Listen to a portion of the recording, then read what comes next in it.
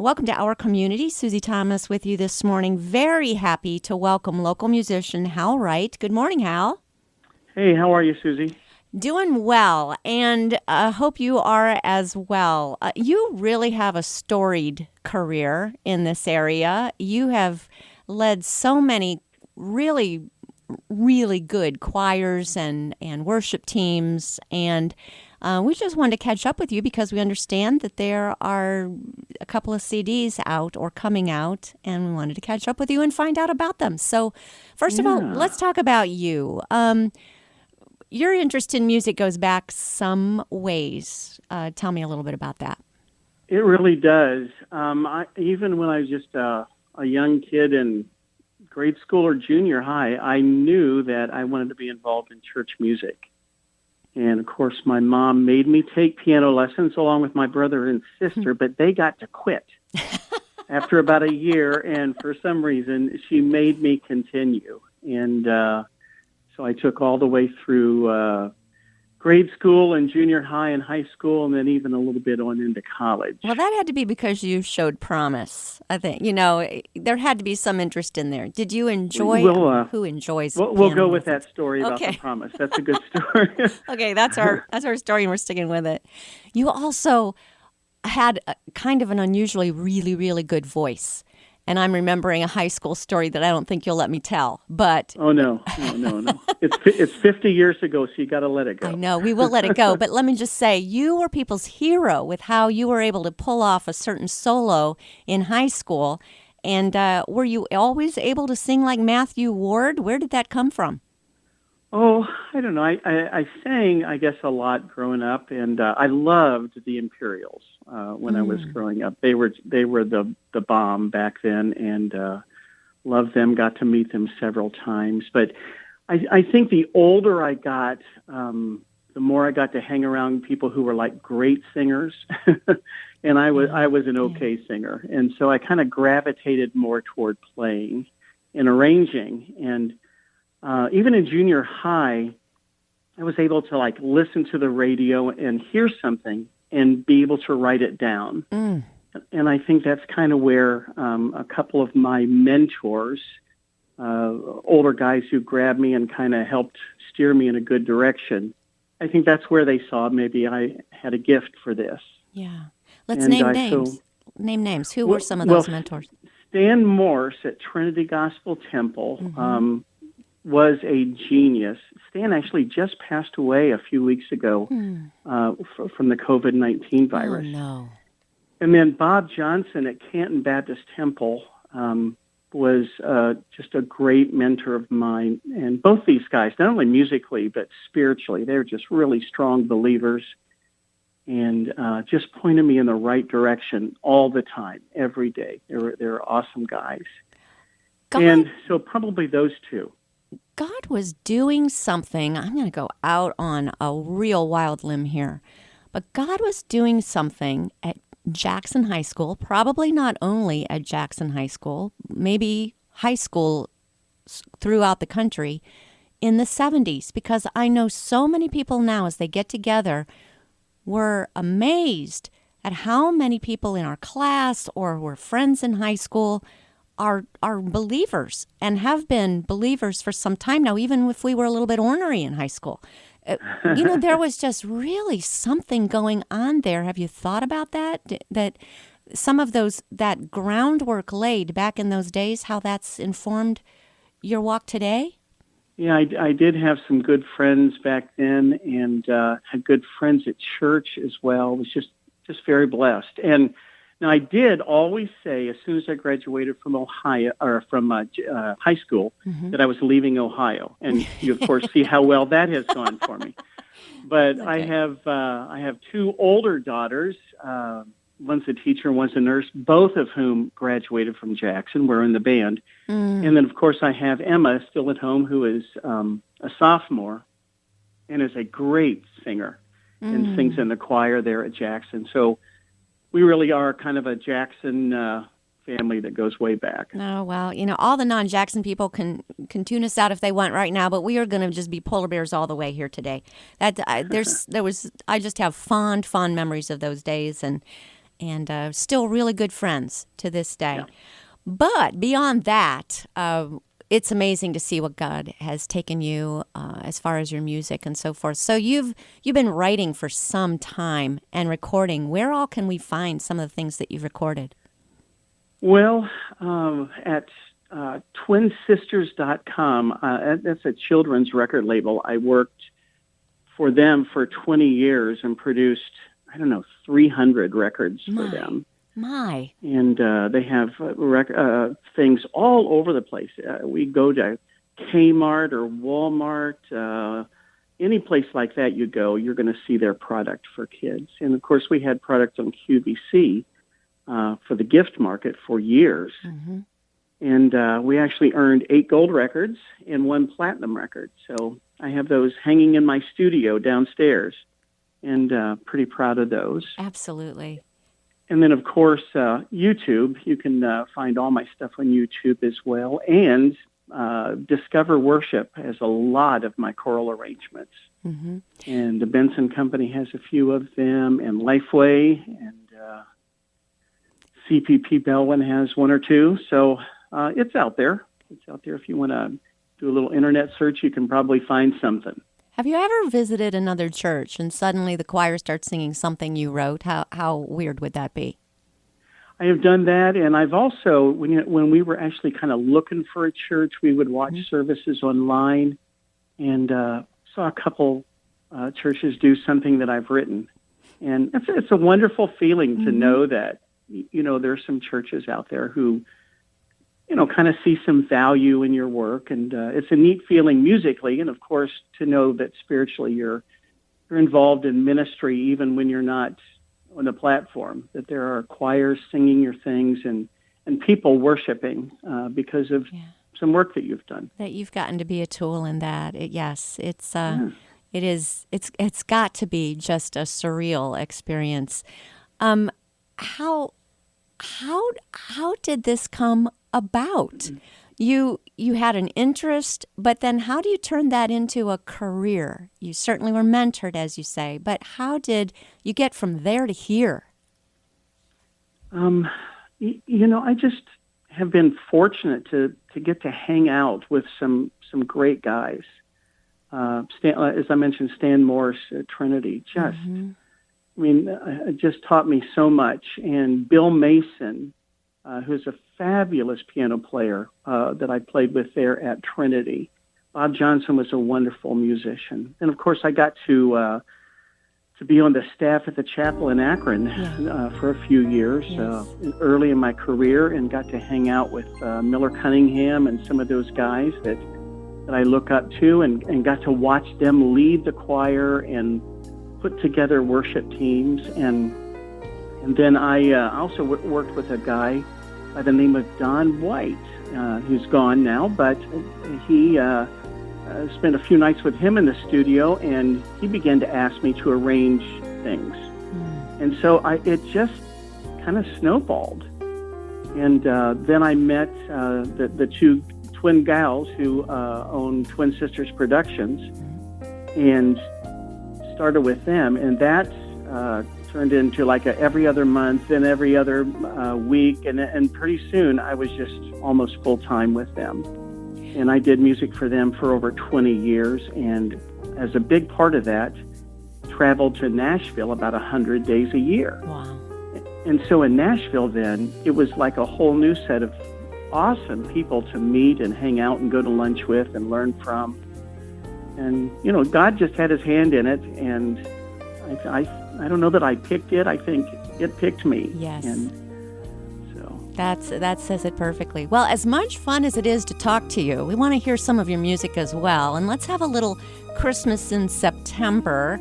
We're going to hear from Hal Wright right now with White Christmas, and we'll be back after these words. You're listening to Our Community.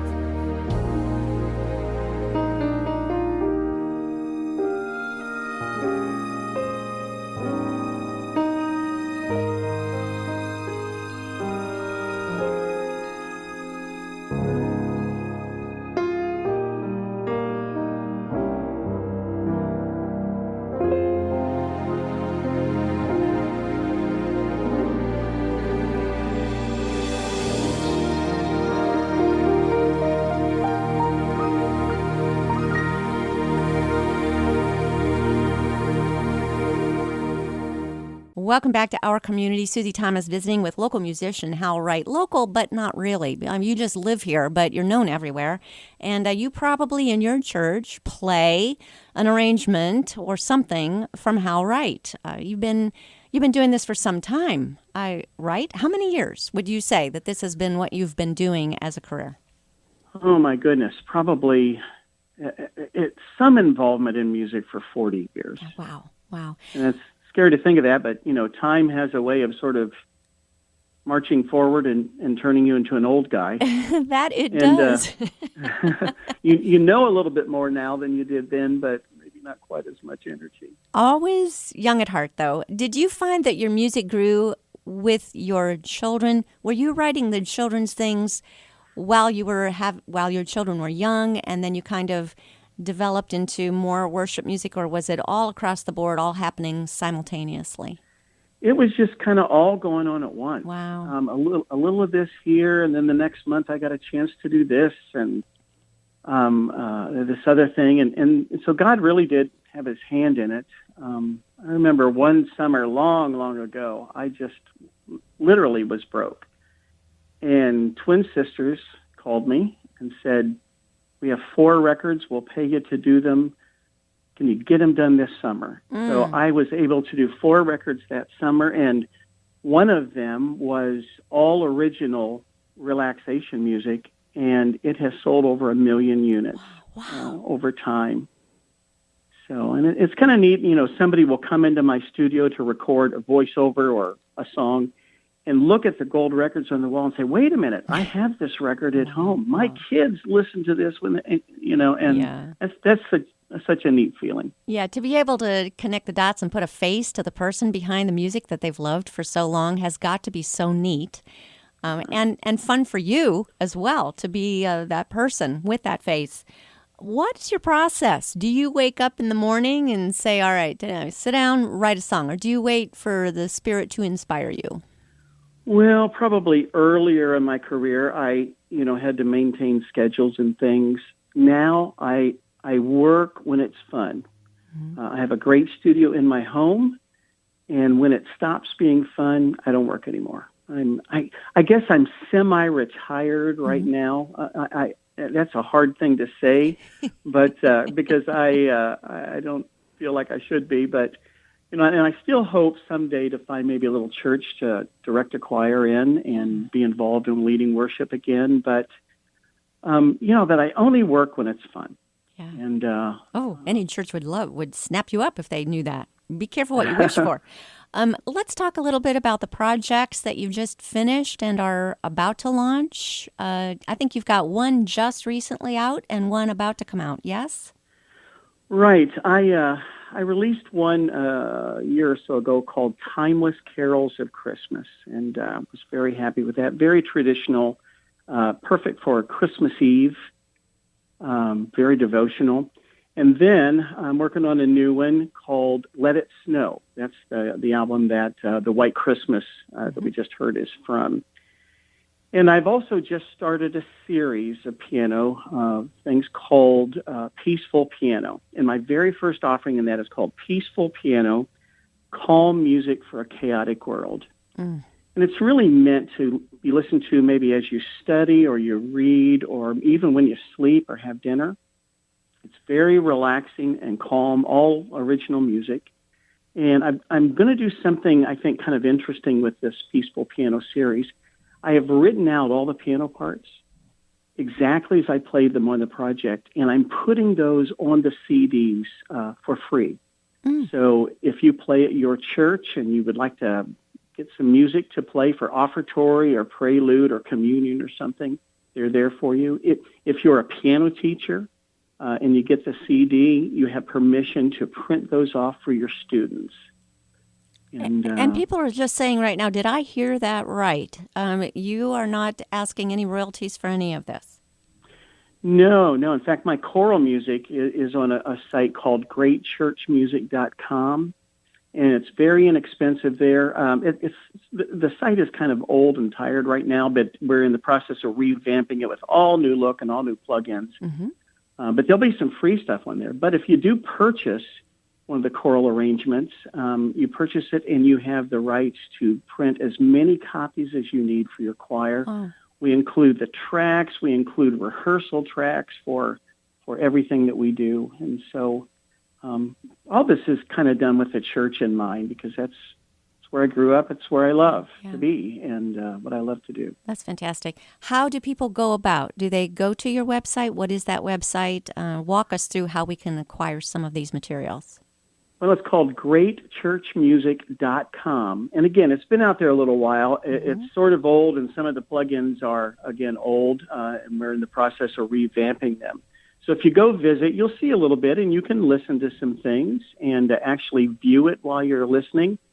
But please do come back maybe in a couple of months when we really have it kind of souped up and it looks cool and, a little more functional. And, of course, if anybody's interested in a recording, they can go to YouTube and search my name, Hal Wright, and then Peaceful Piano, or Hal Wright Timeless Carols of Christmas, something like that, and take a listen. And if they would like to obtain copies of those, they're at all the major internet sites, Apple Music, places like that. You can go get them, and or you can email me, halwrightmusic@gmail.com. Awesome. All right, I'm writing all this down.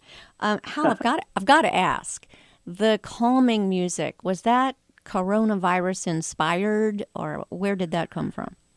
Oh, it was not. I mean, I would love to think that I'm like hip and cool, but the fact is, I just have always had a knack for writing more devotional, more quiet, thoughtful music. It just seems to come naturally to me. And I would love to be a little more of a rocker sometime, but I'm afraid that was not to be for me. But let me just say, you'll always be cool in my eyes.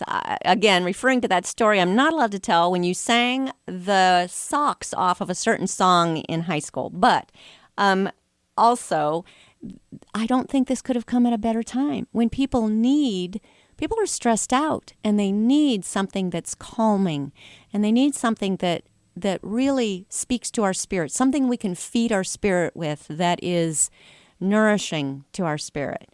And what you're talking about does that, yes? Well, I think so. It does for me. I mean, there are lots of times when I just sit, and I call it thinking with my hands. And I'm not really trying to write a song. I'm not trying to do a project. I just play for the love of playing, and just to relax and to meditate. Some people sing or, hum a hymn when they do that. I play. And that's kind of where all of these songs on Peaceful Piano have come out of. I love that, thinking with my hands. Tell me about Gentle Spirit. Well, Gentle Spirit is probably my favorite cut. And my wife has listened to the whole album, and that's definitely her favorite cut as well. It just is made to calm you and to calm your spirit. And this is not really a Christian record per se, but many of the songs have Christian overtones. Like there's Gentle Spirit, there's one called Time Alone, one called A Quiet Heart. They're all just made, or written to make you think about God and your relationship, and just to be at rest and at peace in this world that we are living in right now. Well, it couldn't come at a better time. Let's listen to it now. We've been speaking with Hal Wright. You can find out more at greatchurchmusic.com or email Hal at halwrightmusic@gmail.com. Hal, thank you so much for how many ways you have blessed our community. And let's hear this now, Gentle Spirit, here on the Light 95.9. Thanks for joining us on Our Community.